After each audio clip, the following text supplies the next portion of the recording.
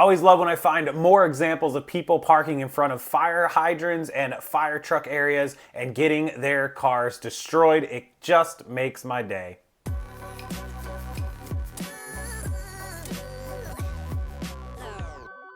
Hey everybody, welcome into the video. In today's video, we have another example of somebody who decided that they could park in front of a fire hydrant because it was no big deal, but they soon found out that it is. Let's check out the video right now.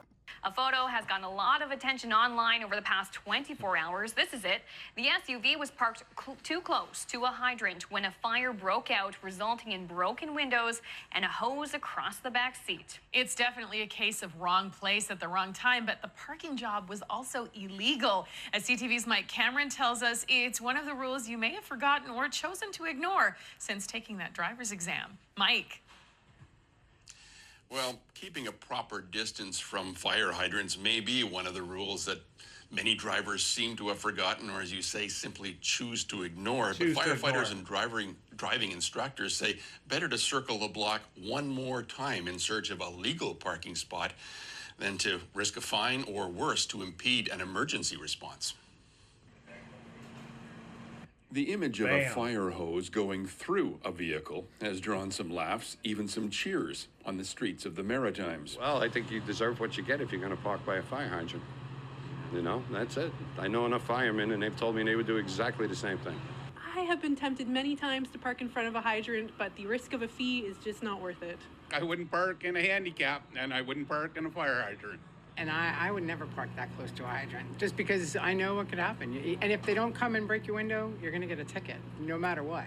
And there's not a lot of sympathy for the motorist. None whatsoever.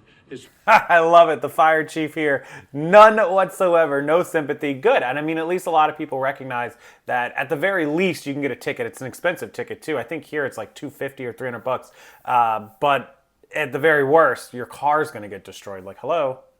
It's been an ongoing issue with firefighters for over many, many years. Retired firefighter Mark Wilson says firefighters sometimes need every inch of available room to connect hoses to a hydrant.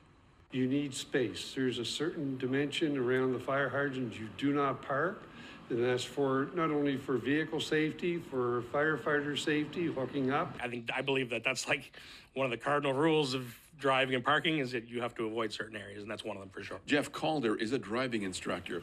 He says a lot of drivers forget the rules that cover parking and minimum distances. They don't forget them. They ignore them. They're being lazy because nobody else is parked there. They see an empty spot and they want to be lazy. They don't forget the rule. Everyone that's driving knows you can't park in front of one. There's distances to all your parkings with your fire hydrants, parking on the edge of intersections, crosswalks, not blocking people's driveways and garage doors, obviously. But there's certain measurements, usually is about 5 meters on either side. The Highway Traffic Act in New Brunswick requires a minimum of 5 meters. Chief Bill Ireland says that minimum is often ignored for the sake of convenience. We live in a busy society, and sometimes the temptation to take up that free spot that the hydrant has created on the street is sometimes hard to resist. But we'd ask people to use better judgment and common sense. In this case, the frustration displayed by Halifax firefighters has become a teachable moment for all motorists. Absolutely classic. Right through the window, right on. Look, I mean, the guy's parked, what, 6 inches, 8 inches from the hookup spot there, not even, maybe a foot at most. Ridiculous. And what else are they supposed to do, right? You know, I mean, obviously they were trying to prove more of a point than anything, but, you know, and obviously the driver's probably not too happy, but I doubt it's a mistake that he'll make twice. What that?